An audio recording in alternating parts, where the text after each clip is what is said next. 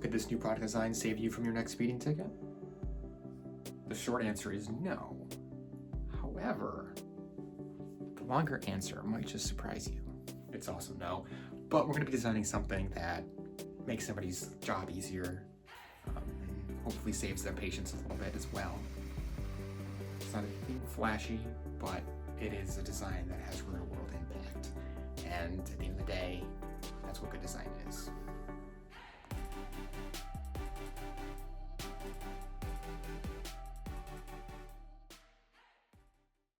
Hey, my name is Taylor. Welcome to the channel.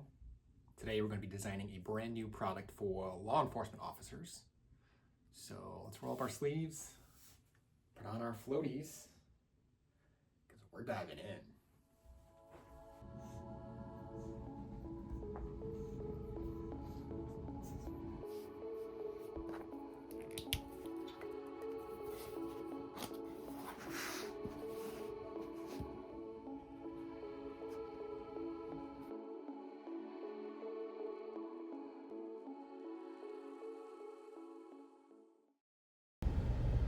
Do you ever drop a french fry between the seats?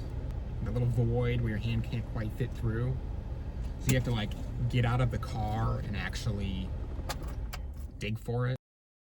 Because that really sucks. Now imagine that's not your french fries, but your ID.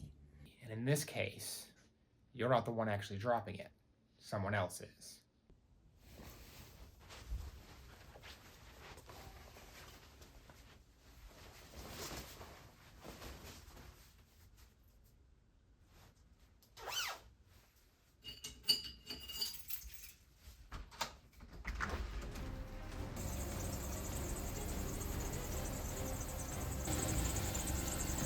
You're on your way to work.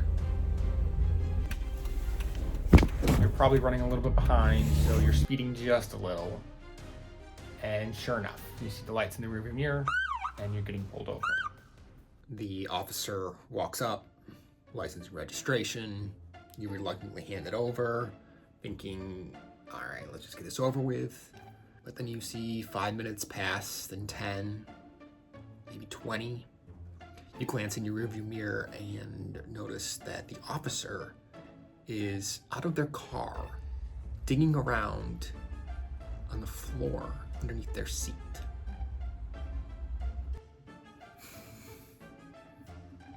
Why? Because they just dropped your license between the seat. And I've done that numerous times. Now, of course, this was their challenge, right? To avoid playing hide and seek with their IDs and their car seat crevices while they're performing traffic stops. They want an easy way to pop an ID into a holder and fill in the information needed. So, of course, I spoke with the client and expressed a few of their pain points revolving around performing traffic stops and holding on to IDs. Essentially, there was a lot of moving parts. They have a clipboard, they have papers to fill out when they're writing tickets, they have their computer screen that they're trying to interact with, all while in full gear inside of a small cramped car, fighting a steering wheel for room. There can be a few issues if they were to drop an ID. So let's design a new product for law enforcement.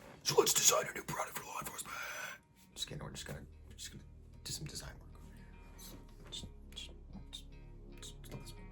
Now, the client originally came to me with an idea, but before I can actually work with it, I actually have to do some research of my own.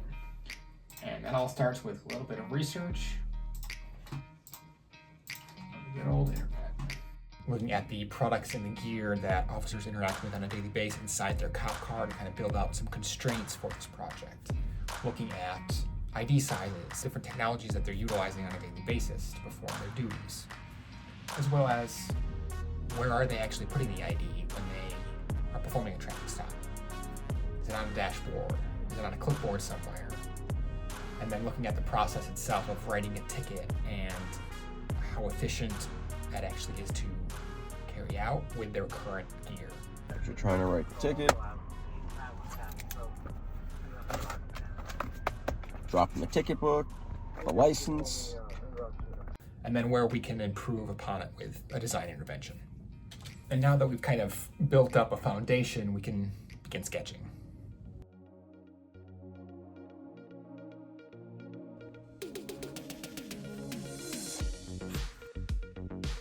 Initial ideas were just looking at the location of where an idea could even rest. Could it be on the dashboard? Could it be mounted to a steering wheel? Could it be attached right to the clipboard? And then what kind of implications that might have for them actually carrying out their duties. Is it safe to put it wherever it's at? Does it block visibility?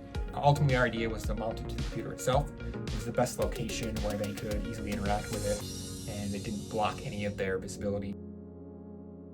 And after a ton of exploration, a ton of designing, a lot of back and forth feedback, we stood out as the direction I wanted to take.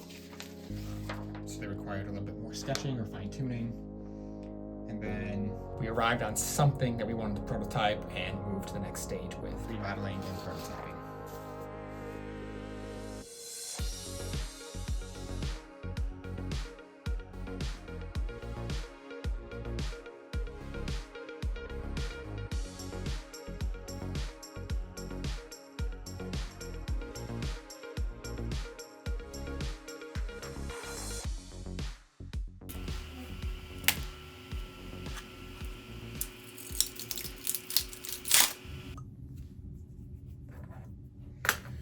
Good morning from another day in the little studio.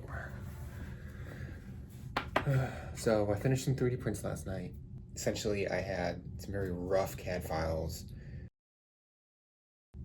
And instead of extruding a whole part, I extruded small little bits that I could test for a few different variables. Piece here, if I flex this, it's just gonna end up breaking. There's two things that had to actually work to make it functional. The first being a card would have to actually slot into a groove, right? Because we're going to hold an ID on top of something, so this type of mechanism has to function. The second is it has to actually clip onto something, right? And in this case, it's going to be a computer, but I don't have a police officer computer here, so I'm just going to use a pencil. Imagine if this is a computer, this notches on, clips on, and holds, right? The main thing, and the reason I printed multiple variations of these, that I'll show you in a second here, is I need to figure out the appropriate amount of flex for this gap here with PETG filament so that it's strong enough that it won't break when it flexes, but also flexible enough that it'll actually fit on the computer screen itself. I think these four are going to move forward. I have one more I want to test. And we're going to do some slight adjustments to its flex. These ones I think have already failed and they're going to go in the other pile, so we're going to start with these guys.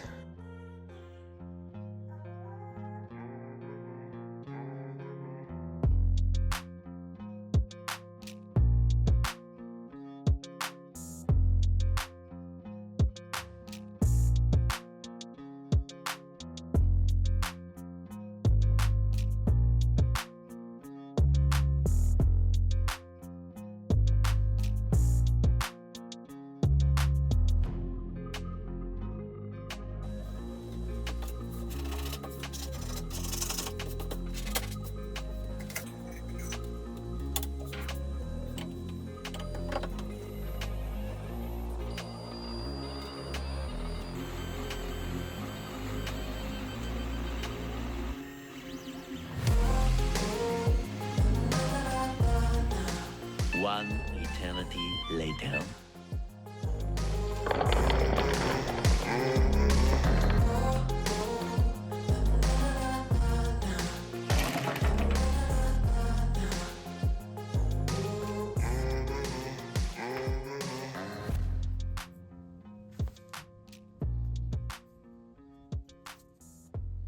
Now the issue with this guy here, one of our first prototypes, is this flex point here. Now this is designed to actually fit over an object and clip in. But as you can see, we don't have a lot of clearance between this and where it's going to clip in to the computer. It's where our second version came in. So slightly bigger, we extended the height up slightly. We accounted for more space here to actually allow it to clip on. So after a few more rounds of iteration and testing, we arrived on something more like this. So we actually flipped this design completely around, put this clip on the back side instead of the front. So now we can lock in, and we have a little bit of an extrusion here so that we can pop our ID in, and you can hold it. So with this, we can then go back to CAD and do a longer extrusion and test out the full form and function of this product.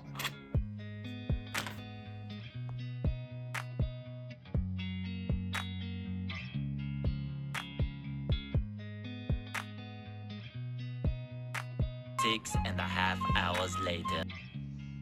So after some more 3D modeling, another round of 3D printing, we arrived on something like this that is an actual solid part.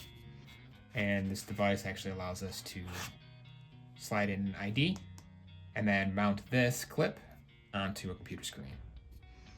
And we still had a few more minor tweaks to make this. We actually sent a prototype version out to the client for testing in the field, and we determined that there's a few key flaws. The first being 9 times out of 10 when you put your ID in, it works just fine, but there's always that 1 out of 10 chances that it's going to get stuck on this lip, or if you insert it the other way, the same case goes for that too.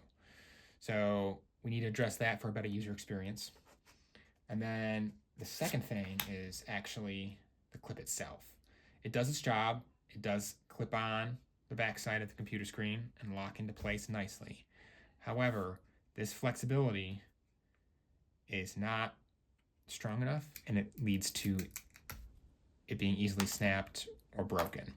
We have to fix that, and we're going to do that in CAD. So let's jump back over.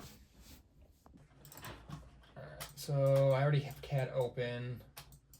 This is just the 3D model, but I'm just going to do a simple extrude surface, and I'm going to take it all the way to that. And that should allow a better user experience and easy interaction there. And then switching around, same kind of thing. I'll just hit spacebar, do this way. Boom, boom. Locked in. How about that view? And that's what we got.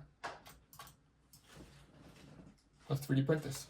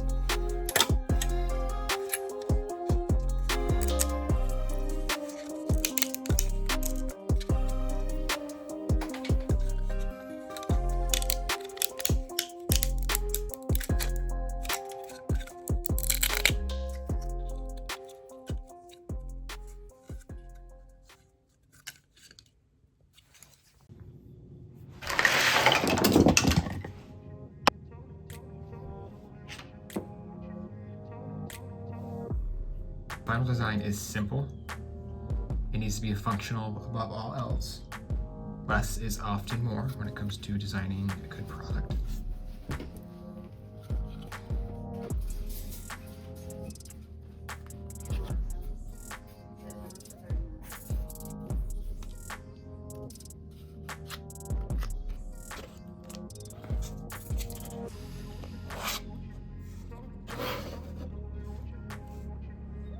And although it's just a small design, it removes friction.